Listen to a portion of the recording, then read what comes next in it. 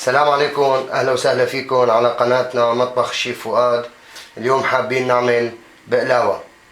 بنروح للمقادير. المقادير طبعا نحتاج لرقايق. انا هي الرقايق عاملها على ايدي، وفي منها جاهزة بالسوق. واللي بيحب يفوت يشوف كيف نساوي الرقايق انا بيفوت على صندوق الوصف، انا منزل رابط بيفوت عليه وبيطلع معه الرقايق. وبدنا فستق حلبي، طبعا فستق الحلبي الحشوة على حسب الطلب. وبنحتاج لسكر وماء الزهر، كمان ماء الزهر على حسب الطلب، وشوية مي. ومنروح للمرحلة اللي بعدها. أول شي بنجيب الفستق بنكسره شوي، بننعمه شوي، ما بنخليه صحيح، بننعمه شوي. طبعا هذا الفستق بيكون أخضر، منشان ما يحترق معنا بالشوي بنحط له شوية سكر.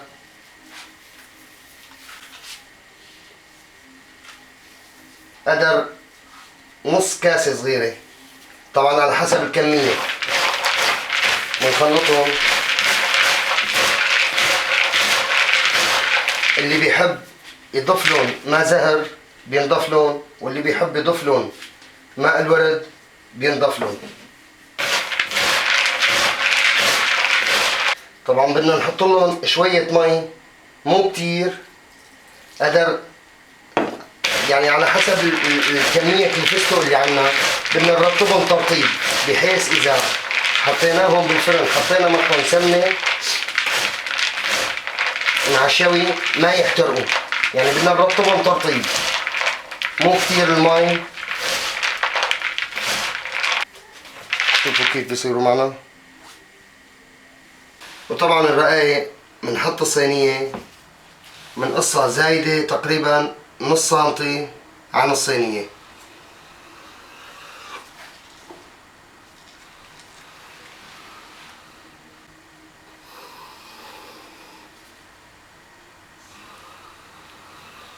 طبعا هي الرقايق مثل ما قلت لكم في منها جاهزة، بتجي مقصوصة جاهزة.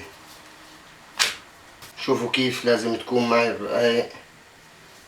انا بطالعها ارق من اللي بجيبها بالسوق، من السوق. شايفين كيف بتخيل؟ اللي بتجي جاهزة بتكون اسمك من هاي رقيقة. طبعا بنجيب الصينية بنحط الداير، بنلبسه بورقة قبل ما نحط الرقايق بقلبها. بنلبس الداير ورقة وزايد عن الصينية.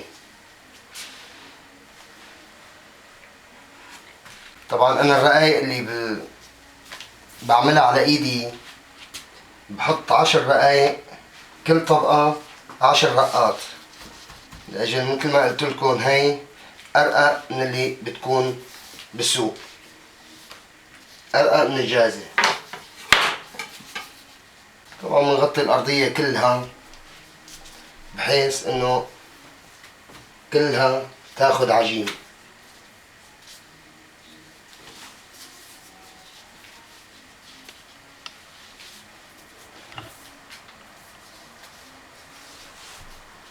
طبعا من تحت ما بيأثر، ولو كانوا قطع ما بيأثر من تحت.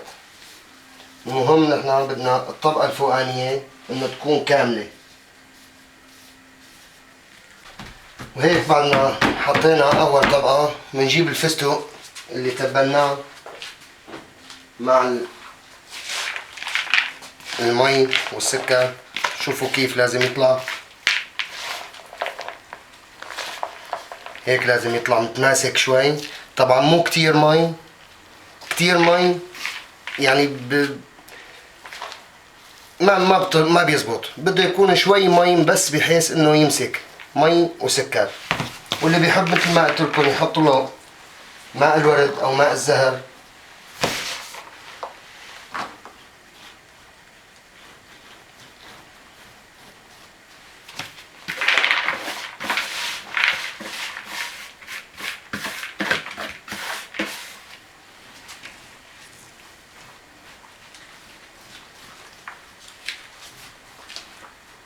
بدنا نفردهم بحيث انه يكونوا كلهم مستوى واحد، ما قرنة فيها كتير وقرنة فيها قليل، مشان كلهم كل الصينية تكون مستوى واحد فستق.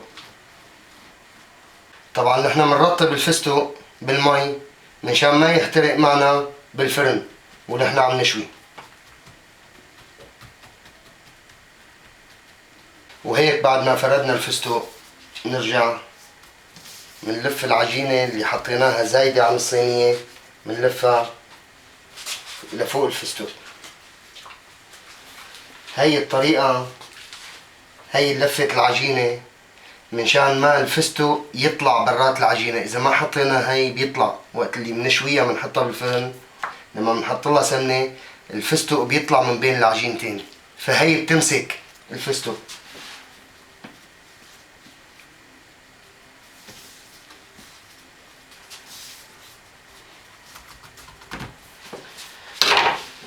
وهلا بالقطع الصغيرة بنغطي الفستق كله قبل ما نحط لها الطبقة الأساسية، الطبقة الكاملة. وهيك بعد ما غطينا الفستق بالرقايق، طبعا طبقة أو طبقتين على حسب الطلب، يعني بنجيب الرقة الكاملة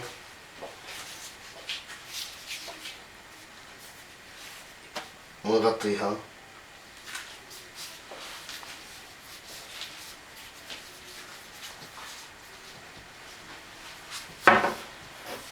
الزايدين عنها عن الصينية بالطبقة الكاملة بنقيمهم بالسكين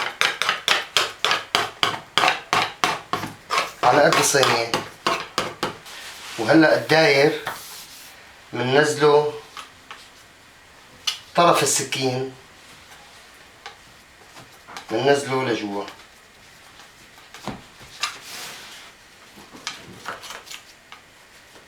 وهيك بعد ما زبطنا الداير تبعها، شوفوا صارت تقريبا كلها مستوى واحد. بدنا نقطعها. طبعا الفستق الحلبي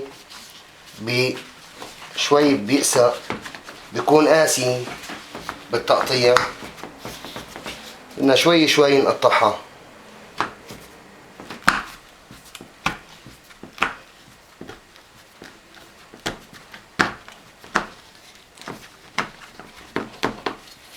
وهلا بدنا نقطعها بالورب.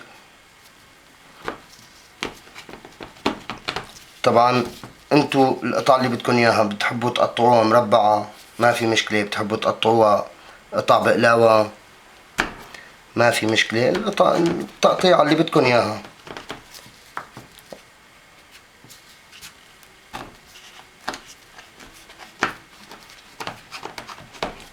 وهيك بعد ما قطعناها هلا بدنا نحط لها سمنة. يفضل انه يكون فيها سمنة منيح. بنحط لها سمنة وبنحطها بالفرن على حرارة 160 او 180 درجة مئوية.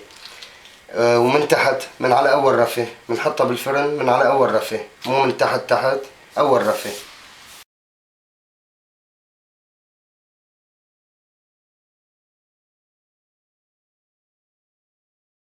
طبعا هي السمنة ما بتاكلها كلها، تتصفى منها. بنصفي منها بس تزهر من تحت، بس تاخد اللون الزهر من تحت بنصفي السمنة منها. وهي السمنة هي هيك بعد ما حطينا لها السمنة، لا تخافوا منها، مو كتير السمنة بقلبها، هذا كله بيتصفى بس تستوي. هي المفروض انه تاكل سمنة بس تستوي منسفلها، بس تزهر منصفيهم. وهيك اخواتي شوفوا كيف لما زهرت على الداير بينت. شوفوا هي السمنة كلها، هي السمنة طبعا منصفيها كلها، هي بتتصفى ومنرد منرجعها على الفرن. منصفيها ومنرد منرجعها على الفرن. محتمل يرد يطلع سمنة كمان، منرد منصفيها لحتى يحمر منسفلها، بعدين بننتقل لفوق. وهيك هلا بعد ما احمرت من تحت باينة معنا شلون احمرت. طبعا كل ما طلع سمنة منصفيها، كل دقيقة أو دقيقتين بنشق عليها، طلع منا سمنة منصفيها، بيطلع منها سمنة منصفيها. وهلا بعد ما خلصت من تحت منحطها من فوق من على الوش، منستويها من على الوش. هلا منرجعها على الفرن، والقطر تبعها بده يكون تقيل، بده يكون كيلو السكر كيلو السكر بده نص كيلو مي، ومعقد مزبوط على الغاز مشان يكون تقيل، مشان الفستق يمسك ما يفرط. وهيك هلا بعد ما صارت جاهزة هلا منقطرها. القطر مثل ما قلت لكم يكون سخن وتقيل، بده يكون عم يغلي القطر. منقطرها ومنستنى عليها ساعتين 3 لحتى تبرد مزبوط، بعدين منقطعها. مو كتير السمنة بقلبها، هذا كله بيتصفى بس تستوي. هي المفروض انه تاكل سمنة بس تستوي منسفلها، بس تزهر منصفيهم. وهيك اخواتي شوفوا كيف لما زهرت على الداير بينت. شوفوا هي السمنة كلها، هي السمنة طبعا منصفيها كلها، هي بتتصفى ومنرد منرجعها على الفرن. منصفيها ومنرد منرجعها على الفرن. محتمل يرد يطلع سمنة كمان، منرد منصفيها لحتى يحمر منسفلها، بعدين مننتقل لفوق. وهيك هلا بعد ما احمرت من تحت باينة معنا شلون احمرت. طبعا كل ما طلع سمنة منصفيها، كل دقيقة أو دقيقتين منشق عليها. طلع منها سمنة منصفيها، بيطلع منها سمنة منصفيها. وهلا بعد ما خلصت من تحت منحطها من فوق من على الوش، منستويها من على الوش. هلا منرجعها على الفرن، والقطر تبعها بده يكون تقيل، بده يكون كيلو السكر كيلو السكر بده نص كيلو مي، ومعقد مزبوط على الغاز مشان يكون تقيل، مشان الفستق يمسك ما يفرط. وهيك هلا بعد ما صارت جاهزة هلا منقطرها. القطر مثل ما قلت لكم يكون سخن